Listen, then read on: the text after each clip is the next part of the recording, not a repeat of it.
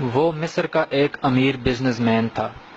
ابھی اس کی عمر صرف 50 سال کے لگ بھگ تھی کہ ایک دن اس کو دل میں تکلیف کا احساس ہوا، اور جب اس نے قاہرہ کے سب سے بڑے ہسپتال میں اپنا علاج کرایا تو انہوں نے معذرت کرتے ہوئے اسے یورپ جانے کا کہا۔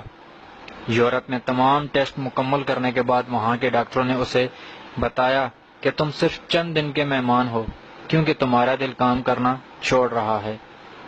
وہ شخص بائی پاس کروا کر مصر واپس آ گیا اور اپنی زندگی کے باقی دن گن گن کے گزارنے لگا۔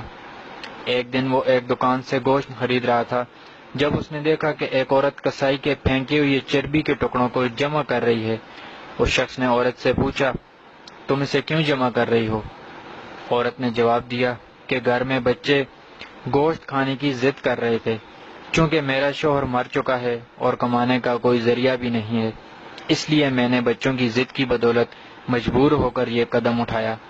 اس پھینکی ہوئی چربی کے ساتھ تھوڑا بہت گوشت بھی آ جاتا ہے جسے صاف کر کے پکا لوں گی۔ بزنس مین کی آنکھوں میں آنسو آ گئے۔ اس نے سوچا، میری اتنی دولت کا مجھے کیا فائدہ؟ تو اب بس چند دن کا مہمان ہوں، میری دولت کسی غریب کے کام آ جائے، اس سے اچھا اور کیا۔ اس نے اسی وقت اس عورت کو کافی سارا گوشت خرید کر دیا اور کسائی سے کہا، اس عورت کو پہچان لو، یہ جب بھی آئے اور جتنا بھی گوشت مانگے اسے دے دینا اور پیسے مجھ سے لے لینا۔ اس واقعے کے بعد وہ شخص اپنے روزمرہ کے معمولات میں مصروف ہو گیا۔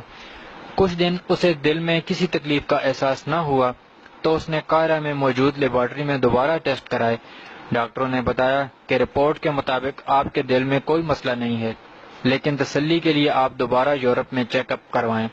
وہ شخص دوبارہ یورپ گیا اور وہاں ٹیسٹ کرائے۔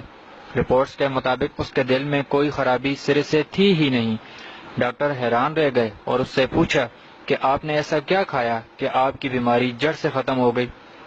اسے وہ گوشت والی بیوہ یاد آئی اور اس نے مسکرا کر کہا، علاج وہاں سے ہوا جس پر تم یقین نہیں رکھتے۔ بے شک میرے نبی صلی اللہ علیہ وآلہ وسلم نے سچ کہا تھا کہ صدقہ ہر بلا کو ٹالتا ہے۔